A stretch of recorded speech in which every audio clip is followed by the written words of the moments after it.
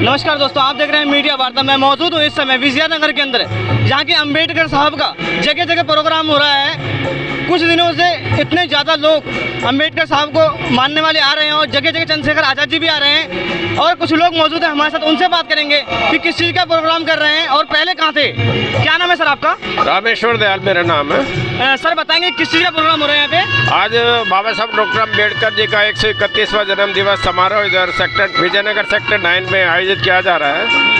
जो हर वर्ष 14 अप्रैल के बाद जो भी संडे पड़ता है उसको ये आयोजित होता है, तो उसी क्रम में आज का कार्यक्रम है। सर इस समय जो है संविधान को जो है सर बाबा साहब ने ही लिखा है सर, क्या आपको लग रहा है कि संविधान के साथ खिलवाड़ हो रहा है इस समय?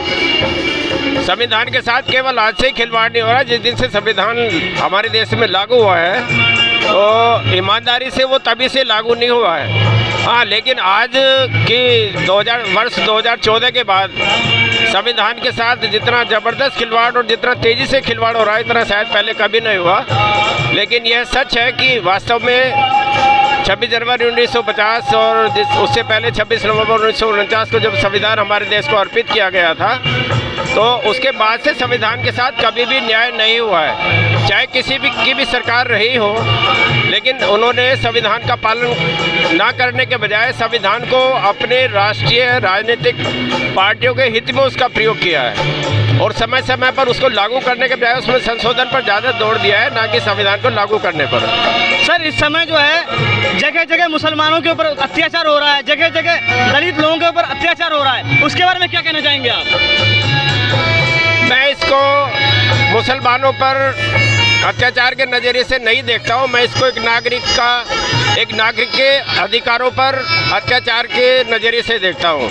चाहे वो मुसलमान हो, हिंदू हो या किसी भी कम्युनिटी का हो, अगर इस देश में किसी सिटीजन के राइट अगर सुरक्षित नहीं रहेंगे, उसके मौलिक अधिकार अगर सुरक्षित नहीं रहेंगे, तो धर्म तो बहुत बात की चीज़ है। अगर नागरिक के अधिकार ही नहीं रहेंगे तो फिर वो धर्म तो उसका छोटा सा हिस्सा है। तो जहाँ तक मुसलमानों का या किसी भी दूसरी अल्पसंख्यक जमात का हो, केवल इसमें मुसलमान ही शामिल नहीं है, हर वो गरीब तबका शामिल है जो अपने अधिकारों की बात करता है, जो समता की बात करता है, जो न्याय की बात करता है, जो अधिकार की बात करता है, उस पर अत्याचार होता ही है। सर ऐसा नहीं लगता जब से भारतीय जनता पार्टी सत्ता में बैठी हुई है और मुसलमानों को जगह जगह दबाया जा रहा है, दलित लोगों को मूछ रखने पर मार दिया जाता है, अजान पे बैन, बुर्खा पे बैन, सर क्या है? जब एजिटेशन बढ़ता है किसी भी समाज में तो उसको प्रतिरोध का सामना करना ही पड़ता है। इससे किसी को घबराने की जरूरत नहीं है। ये कोई आज की नई परंपरा नहीं है। जब भी आप पुराने समय में भी जाकर देखेंगे, जब हमारी परिस्थितियाँ बाबा साहब के पीरियड से पहले और जो हमारे पुरखे रहे हैं, तब जब भी वो अपने घर से कुछ अच्छा खाते थे, कुछ अच्छा पहन करके निकलते थे, तब भी उन पर अत्याचार होता था। महात्मा ज्योतिबा फुले,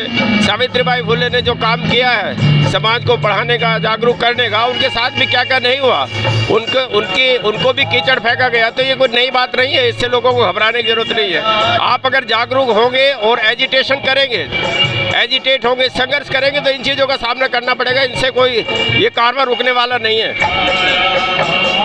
तो सर ये भारतीय जनता पार्टी के काम कैसे लग रहे हैं आपको? भारतीय जनता पार्टी के बारे में मैं कोई टिप्पणी नहीं करना चाहूँगा। मैं सरकार की बात करता हूँ। आज की सरकार जो है वो बिल्कुल नकारा सरकार है। आज आज़ादी के बाद 1950 के बाद जितनी भी सरकारें बनी हैं, जैसे संविधान के लागू होने के बाद, उसमें मैं समझता हूँ कि सबसे निम्न स्तर की सरकार है और केवल वो कुछ लोगों को, कुछ चुनिंदा अपने मित्रों को फायदा पहुंचाने के लिए वो काम कर रहे हैं। इसमें हर एक वर्ग आने वाले समय में आज उसको समझ में नहीं आ रहा है, लेकिन हर एक वर्ग का आदमी इस सरकार में प्रेरित है। वो न जाने किस कारणों से वो खुश होता नजर आ रहा होगा। कंगना रनावत कहते हैं कि हमें असली आज़ादी 2014 के बाद मिला है। कंगना रनावत जैसी कम विवेकशील महिला के ऊपर मैं कोई टिप्पणी नहीं करना चाहूँगा, ना ही वो टिप्पणी करना ही होगा।